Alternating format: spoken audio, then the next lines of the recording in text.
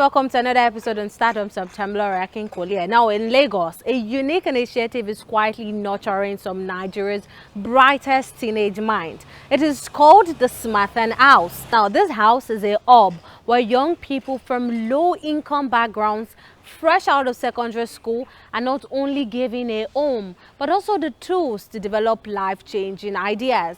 Now, I visited the house and I'm here to bring you the story of a group of teenagers preparing to take on the world one project at a time. I'm Johnson Abali. Everyone calls me Smartan Dad. I'm the founder of the Smartan House.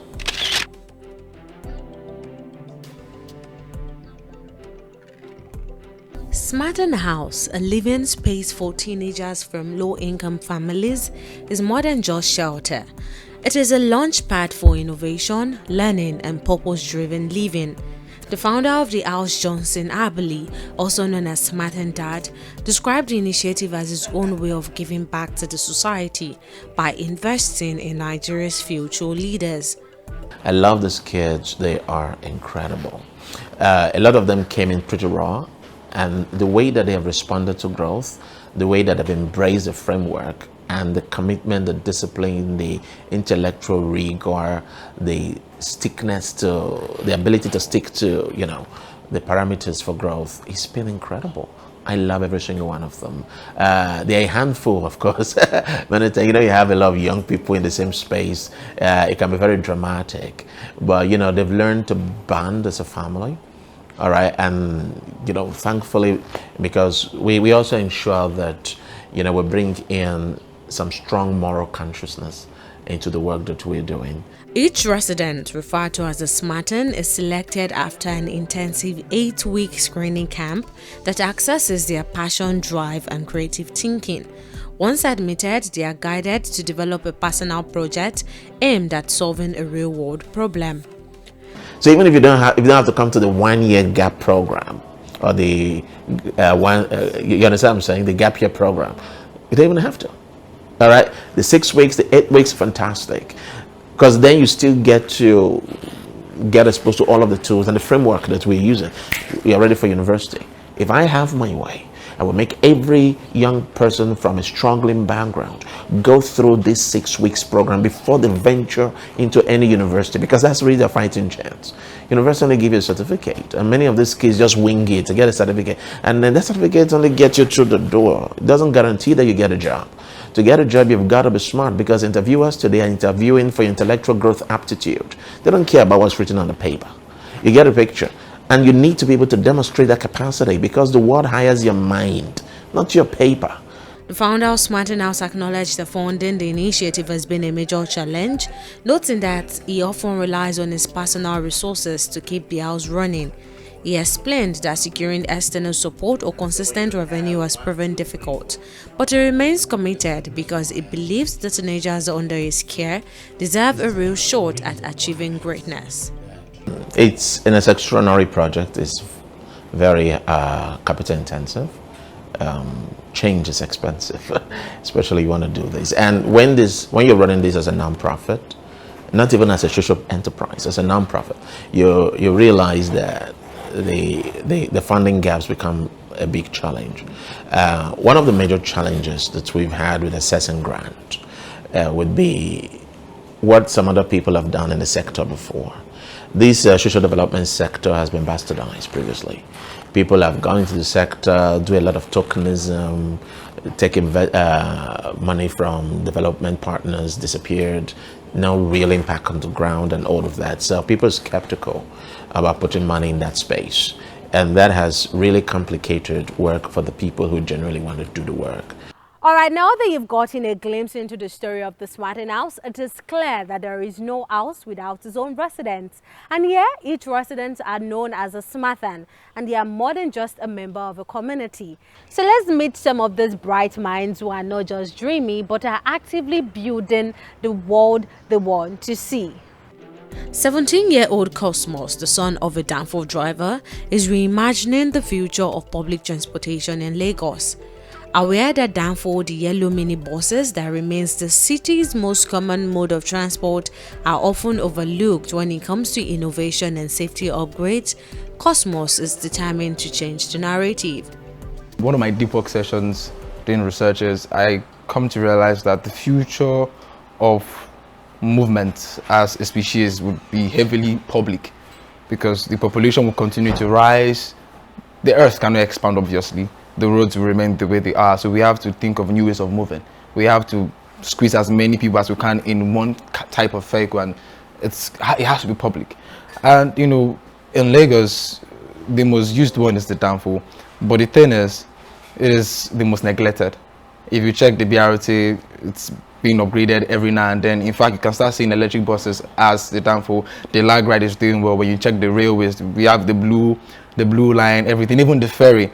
But when it comes to the Danfo, it's been like that for ages. Nobody has done anything about it. You cannot have that system neglected for too long, especially with the fact that it's the most used mode of transportation in Lagos. Lagos is huge. We have over 20 million people, and a huge number of these people use the Danfo, and then you're neglecting that system.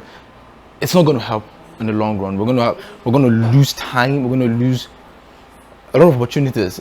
Too many things can happen in the process.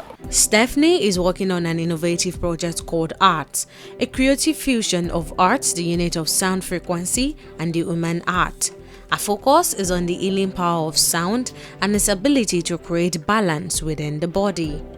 In my research, I found that sound is literally in everything, in every part of the world. And it is how we live every single day. For instance, if your ears are closed, you really cannot work because it creates a balance for you to work. That is just one aspect of sound. And then I thought, well, that can be applied into healthcare. And so I found that sound can actually be used to heal. And so in my research, I found out that the pharmaceutical industry, they spent over $1 trillion in 2022, and that's projected to reach about $2 trillion in 2030. I mean, that's quite a lot of money, and that dependency is leading to antimicrobial resistance, meaning the viruses and bacteria are starting to build a resistance against these pills. So from what I've seen, most of these pills only suppress the symptoms. They don't exactly heal. The body itself does the healing. So I thought, if sound is something that we've always been accustomed to, even in our mother's womb, right in the bellies, we're already used to sounds. Not just sound, even water, but then let's not go into the aspects just yet. Sound, then of course sound can be used to heal the body. I mean, there are times where we listen to music and it just rejuvenates us all over again. But then beyond the brain, I believe that it can heal the body. Fortune is deeply passionate about languages and the power of communication. It's developing an app designed to bridge the gap caused by language barriers with a focus on capturing the emotional depth behind words, not just their literal meanings. Language can be different things to different people, right? But the idea is to portray that knowing another person's language is like how someone says it, is like having a second soul. So Frank Smith says, one language will set you in a corridor for life. Two languages will open every door along the way. So it's beyond knowing just one language. It cuts across different things from health. I mean, many parts of the world that is bilingual tend to experience less and less of all cognitive decline that exists, right? And the reason is because you're training your brain to think in different parts, think in different souls, think in different thoughts, think in different connections, think in different consciousnesses, right? And that is very important. So bringing that whole idea that deploying language or learning languages can be fun, it's like when you draw. Many people will see drawing as complex, but then you see a drawing and then it appeals to your soul. Why? Because the artist put his soul into doing it. Nobody says it was easy for the artist to do it, but the idea was, I need to put my soul into this, and that's why it is speaking different languages to all the people who will see that. So imagine someone that is vested into learning different languages, you're opening your minds to like a variety of possibilities. You're opening your minds to a variety of opportunities. I mean, it was Nelson Mandela who said that if you talk to a man in a language he understands, it will go to his head. But if you talk to that same man in his own language, it will go to his heart. And we know that whatever goes to your heart, you can't forget it, because now your emotions are connected to it. So imagine you're communicating with someone and then the next thing, it switches to your own language. It solidifies your connection. Eddie is diving deep into the future of technology by exploring the world of nanotechnology, the science of the invisible. While the rest of the world is just starting to recognize potentials of nanobots, Eddie is already a step ahead, imagining how these tiny innovations can transform everyday life. You see, though I am in technology, my tech is creative, not repetitive, right? Just like the Wright brothers, just like Aaron Turing, when they want to build the airplane, people said if man was meant to fly, then God would have given them wings, right? They failed, but they tried again until they got it. Alan Turing tried again until he achieved his artificial intelligence. So what I'm trying to do is trying to bring mechatronic technology down to nano size, right? And so for context now, your red blood cell is about 7 micrometers and nanotechnology is about 1,000 times smaller than that. Now, what you can, what you can do with that, the applications of that now, is that you can create things on command. Imagine a swarm of tiny little robots. Have you watched Avengers Endgame? Familiar with that? You saw how Tony's new nanotech suit just created, yeah, exactly, and he's creating things like that. We call those kind of things swarm nanobots. What this guy is doing now is basically they think as a group, right? And so you can command them, you can program them, you can teach them, they can form shapes and structures. How does this actually affect our world? Now, it does in many ways. First, protection. If you were on sea now, by the way, a large amount of sea accidents are caused by collisions that tear open the hull of the sea. What nanotech can do on that ship is that while your ship is broken and water is gushing, now you know the amount of people, properties, and goods that are going to be lost. You can go there, you can activate your nanotech system. It will instantly close up. It will send little nanobots to the place, to the damaged area, and seal it up instantly. Have you heard of precision drug Medicare? Okay, so basically what this is that scientists are now trying to attack bacteria, viruses, and illnesses at the very spot they are. So instead of giving you drugs to swallow, what they're trying to do is that they are going to inject things into your body that go straight to the source where that thing is now. That's where my nanobots come in. With my nanotechnology, you can trace that thing straight to the source. So you have these really, really tiny robots in your body doing the work that drug will take so much time to do, because the drug has to circulate through your whole body. But this goes straight to the place out it is. Promise is passionate about media literacy and is on a mission to tackle the growing challenge of misinformation, particularly within the entertainment industry. Recognizing how quickly false narratives spread across social media, she is working towards developing a fact-checking app that will allow users to easily verify information before believing or sharing it. Misinformation affects the whole world, whether we know it or we don't know it. Imagine a sick person sees an information online. Maybe the person is having some kind of sickness, or the usual, let me just say the usual YouTube post where you can see Tom bitter cola and bitter leaf can cure cancer. Imagine someone gets to try that. You possibly be endangering the life of that person. But imagine me achieving this mission I'm trying to embark on. It will definitely make everybody, the world as a whole, feel safe. They will then trust what they feed, what they see online. They will then trust the things people tell them. They would know their left from their right, because honestly, average or above average don't believe what they see online in the world as a whole. Over 50% of people don't believe what they see online, including me. because if I see a news online, I have to like dig deep before I get to believe it, and it's affecting a whole lot of people, that especially those in the finance industry. Before they would want to invest in something, they'll have to dig deep and they'll have doubts and everything. So it's affecting the world as a whole. But me bringing this solution to the world will help everybody to live a very peaceful life. Inspired by rising global concerns around mental health and its impact on productivity and revenue, Grace is exploring alternative solutions beyond traditional therapy. A project combines music therapy, fashion, and AI to offer a more accessible and stylish approach to emotional care, proving that healing can also be wearable.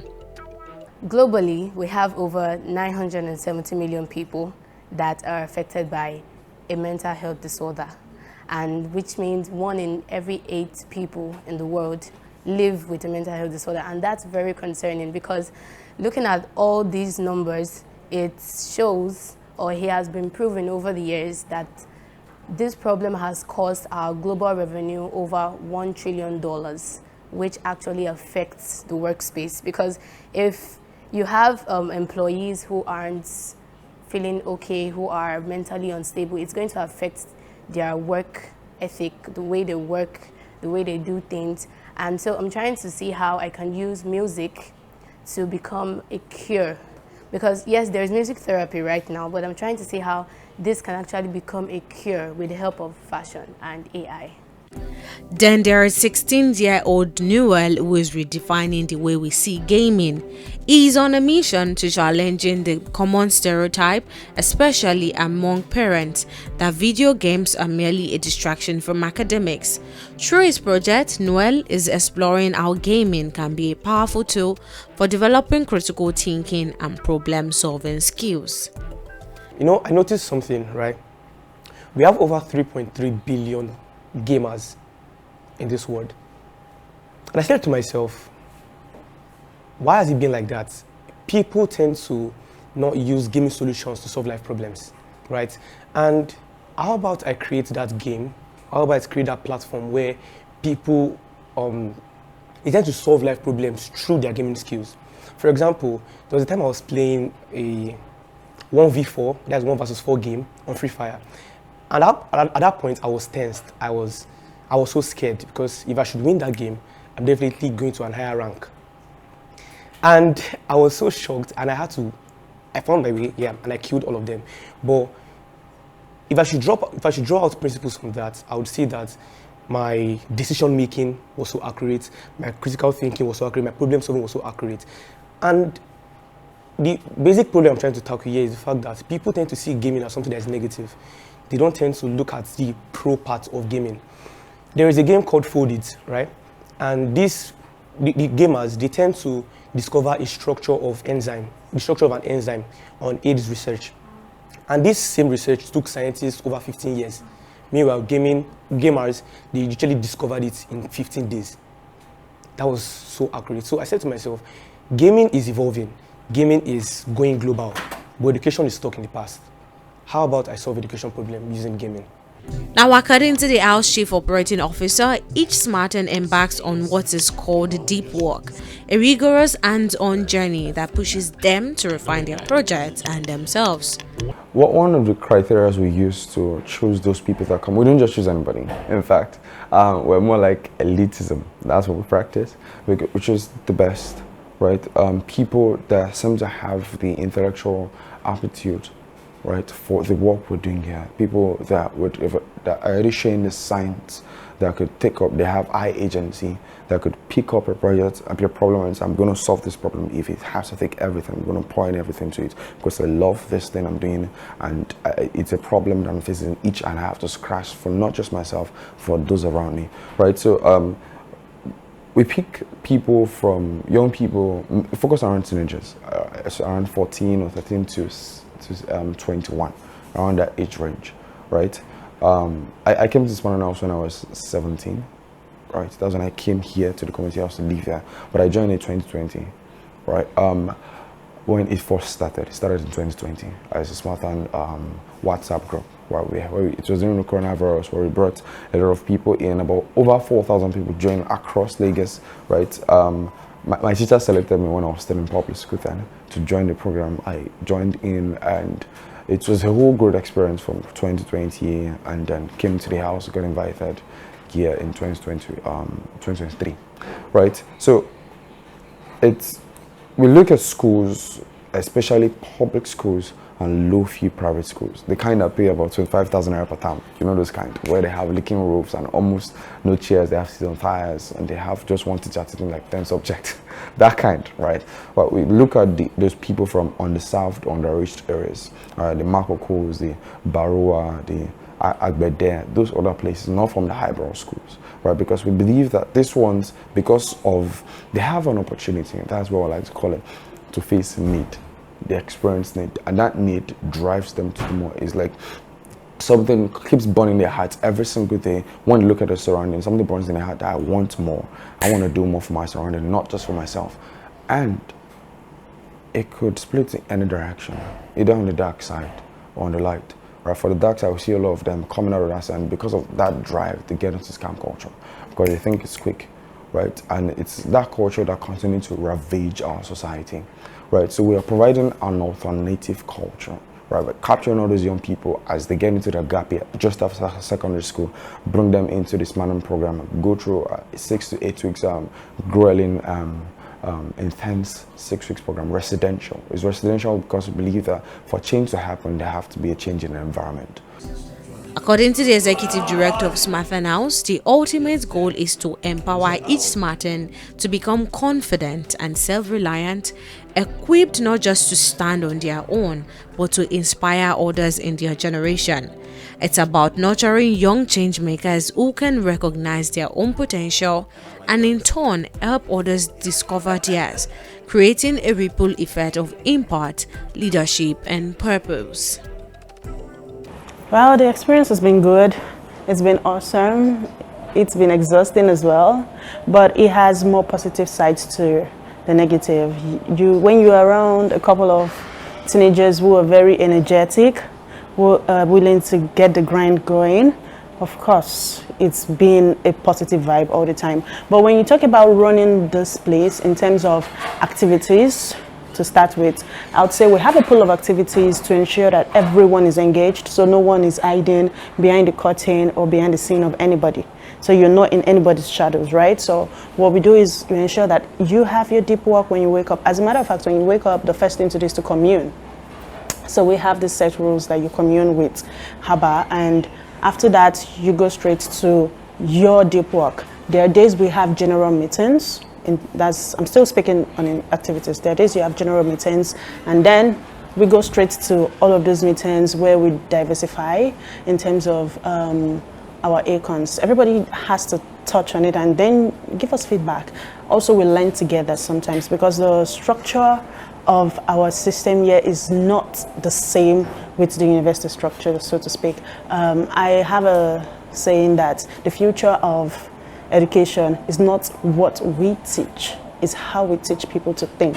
So when we teach them to think the right way, that's where they are able to be co-creators of new inventions and problem solvers, right? So whenever we have such meetings, we're talking about reflecting on how the previous day was, we're reflecting on the new discoveries you found, and also beginning to diversify, teach one another on the next step and how to move. That's in terms of activities. Then in terms of funding, let's talk money now, right?